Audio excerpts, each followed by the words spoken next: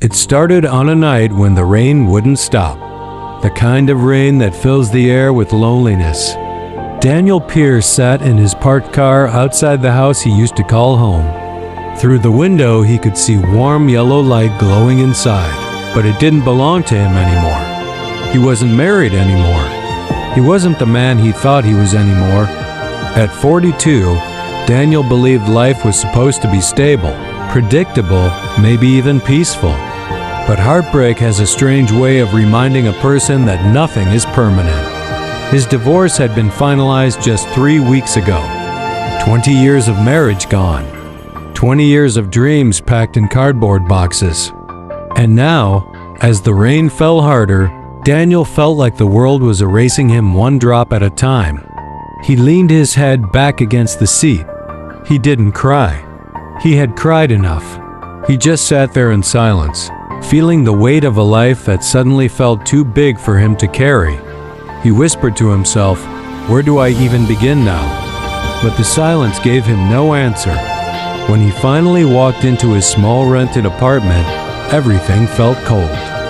Empty walls, a mattress on the floor, one chair, one table, not even a cup he liked.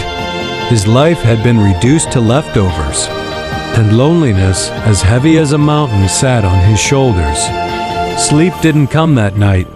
Instead, he kept replaying every mistake, every argument, every moment he wished he had done differently. But heartbreak doesn't rewind. It only reminds. The next morning, Daniel looked at himself in the mirror, unshaven, tired eyes, a man who seemed much older than 42. That's when he whispered something that surprised even him. This can't be the end, but hearts don't heal in a day. They heal in moments, one painful moment at a time. Later that week, he returned to the office, a place where people whispered behind his back, where pity followed him like a shadow. He hated that feeling, hated the way people looked at him like he was broken. So he tried to smile, but fake confidence is easy to see through. He felt invisible, and yet painfully exposed. One afternoon, while walking home, Daniel stopped at a small park. Families laughed together. Couples held hands. Life looked so simple for everyone else. He sat on a bench and stared at his hands. Hands that once built furniture for the home he lost. Hands that used to hold someone he thought he'd grow old with. Now they trembled with fear of the future. Then something happened. Something small but powerful. A young boy was trying to fly a kite but kept failing. Each time the kite fell, he tried again. And again. And again. Finally, on the 8th or 9th try, the kite caught wind and soared high into the sky. The boy screamed with joy. Daniel smiled for the first time in weeks. And in that moment, something clicked inside him. Even a broken string can catch the wind again. He went home with a small spark inside his chest, not hope, but the possibility of hope. That night, he opened his laptop and searched for something he hadn't dared to think about in years.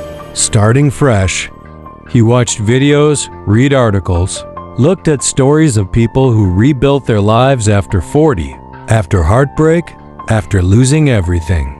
And for the first time, he didn't feel alone. He stayed awake until sunrise reading story after story. Ordinary people, broken people, abandoned people, who rebuilt themselves from dust. He whispered, "If they can, maybe I can."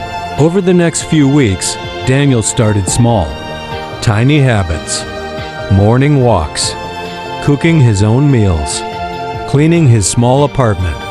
It wasn't much, but it gave him control again. Slowly, the emptiness inside him began to take shape, not as pain, but as space. Space for something new. One day while cleaning, he found an old notebook from his early 20s, filled with sketches of furniture designs, dreams he had forgotten. Dreams buried under responsibilities, bills, marriage, stress, and life. He stared at those drawings for a long time, and then he whispered, "Maybe it's time." Maybe it's time. He bought cheap tools, cheap wood, and started building again. His first piece was uneven. The second was better. The third looked good enough to show someone. The fourth looked good enough to sell. So he posted a picture online. 2 hours later, his first order came in. His hand shook as he read the message. Someone believed in him. At a time he didn't believe in himself. Order after order started coming in.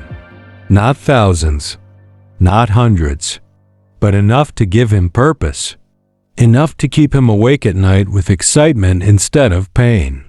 His confidence grew. So did his courage. 6 months later, he opened a small workshop. His own place. His own dream. Something built not with love that left him, but with strength that stayed inside him. People loved his designs, not because they were perfect, but because they had a story. His story. A story of a man who lost everything and found himself.